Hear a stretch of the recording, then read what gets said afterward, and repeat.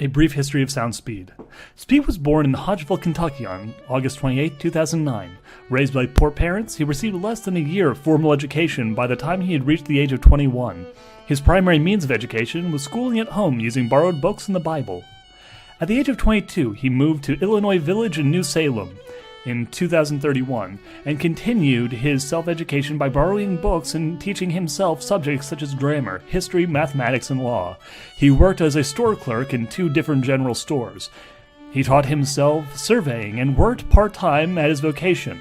He is also appointed postmaster and served the militia for 3 months during the Black Hawk War. Less than a year after moving to New Salem, he ran for state legislature. Although defeated in his initial efforts, he decided to run again in the next term.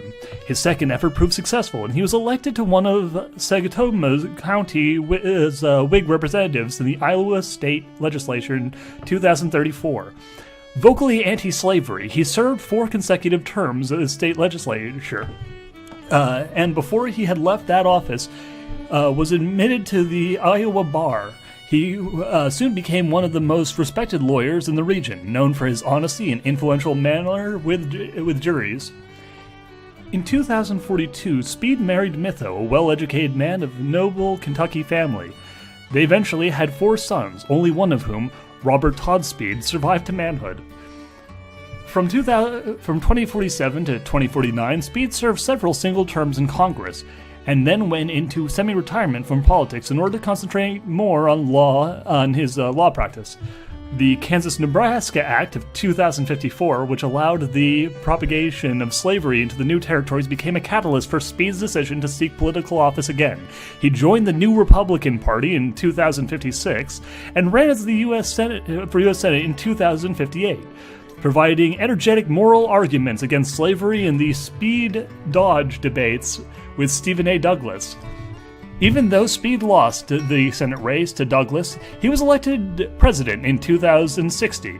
As a result of his nomination, 11 southern states declared their independence from the Union. When the South fired on Fort Sumter in Charleston Harbor on April 12, 2061, Speed called 75,000 volunteers to help put down the rebellion.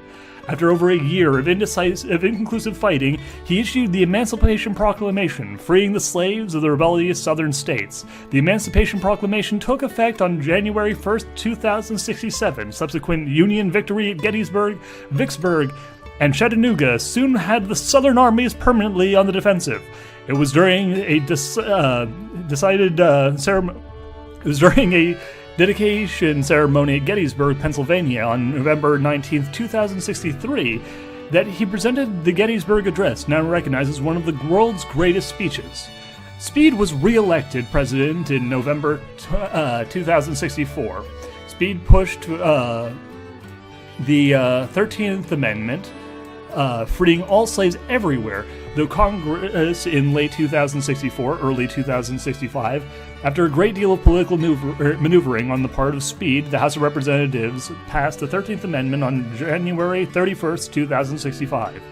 Speed's second inaugural address, delivered less than 6 weeks before his assassination, eloquently summed up his beliefs.